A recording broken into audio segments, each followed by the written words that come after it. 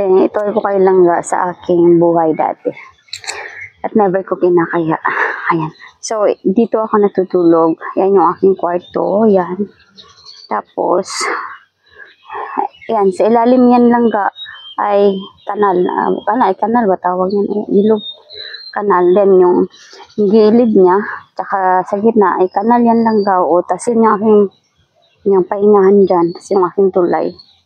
Yan yung aking balkonahe ba langga. Yan. Lutuan ko dyan. At doon yung babuyan ko. Then, yung pintuan ko lang ga ay dito.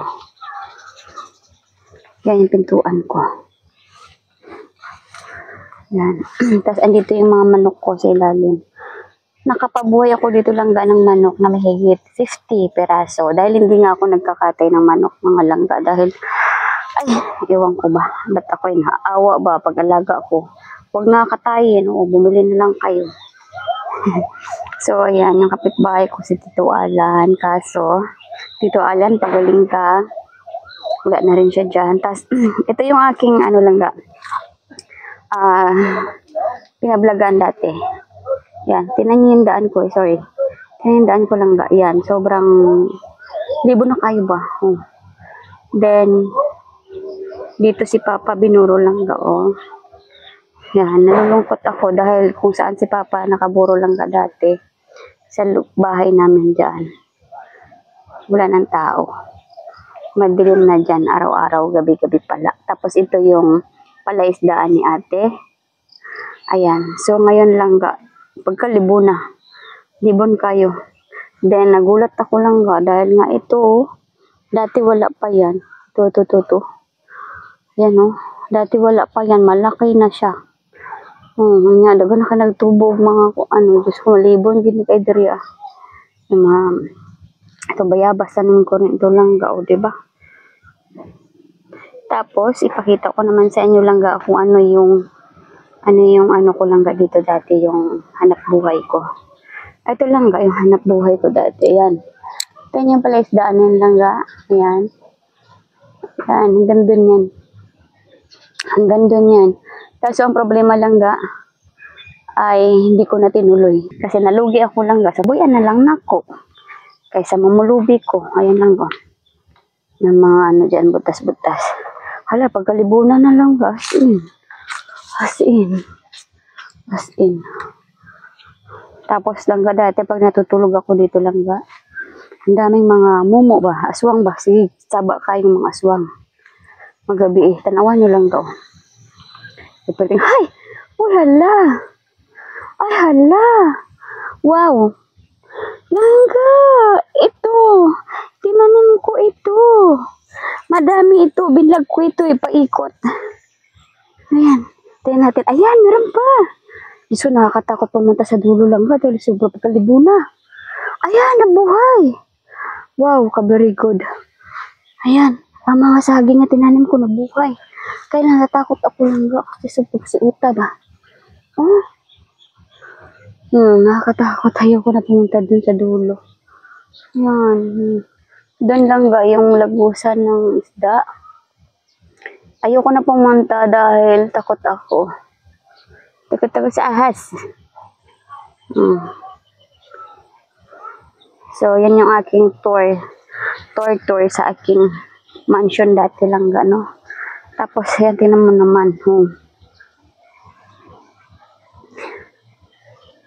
Ayan yung ano, yung business ko dati. Yan. Kaso wala na lang ga. Wala na, nalugi na kayo.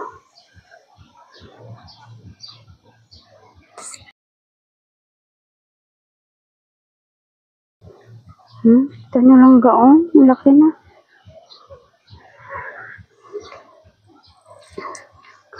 Ang laki na niya. Wow. Grabe. Lungkot ako dahil na ganyan, natinggal lang siya. Walang may naga-manage, walang may nagalinis, walang may nakatira dito sa loob. Ganyan. So, yan, ganyan lang. Bakante lang yung palaisdaan. Ang daming suso.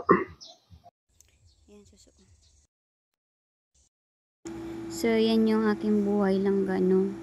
So, ito yung aking daan. Naglagay ako dyan ng ng hollow blocks. At sobrang nag-iingat ako. Dahil nga marupok na. O, basta malunod to sa ilalim lang. At jud to sa kanal. So, yan yung meron akong panghuli ng alimango. Wala lang ga, na-miss ko lang yung aking buhay dati. Pero alam nyo lang ga, mas nag-enjoy ako sa simpleng buhay. Kasi yun ang kinalakihan ko mga langga, no? Ayan, mahirap talaga kami ba? Mahirap pa, mahirap talaga. Pero mabait si Lord langga. Talagang naniniwala ako na ipoproseso ka muna ni Lord sa sobrang hirap na paraan mga langga kung paano ka makasurvive bago niya ibigay sa iyo yung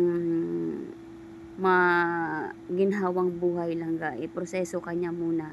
Basta magtiwala ka lang sa kanya at syempre samahan mo ng sipag at tiyaga. Dahil ako langga, grabe yung aking pinagdaanan sa buhay. Pero sa lahat yon ay kakampi ko si Lord. Kaya maraming salamat talaga sa Panginoon langga. Dahil kung wala siya, hindi ko mararating ito. Kaya ayun, nakakita ako ng baba na langga at kinuha ko na nga. Yan yung bahay ni Mama langga, yung maliit, at yun naman kay ate. Yan, malungkot lang talaga dahil kung saan nakaburol si Papa langga ay wala ng tao. Sobrang dilim dyan. So, nagpunta kami pala dyan langga dahil nanguha kami ng mangga kasama ko yung mga relatives ko langga. Ayan si Papa, mga langga. Sabi ko kay Mama kunin na niya yung frame ni Papa dahil siya lang mag-isa sa loob at nakatayo pa. Sobrang naawa ako kay Papa kaya kinuha ko na. Sabi ko dalay na dun sa kabilang bahay. Huwag na iiwan dito dahil napakadilim. Parang feeling ko napabayaan si Papa mag-isa, 'di ba? Parang nakakalungkot lang. At grabe, sobra bongga yung mga lamok dito langga. Diyos ko, hindi lang isang kagat, kundi sabay-sabay sila magsampu magkagat sa iyo. Ginoo ko pagkadagwag lamok.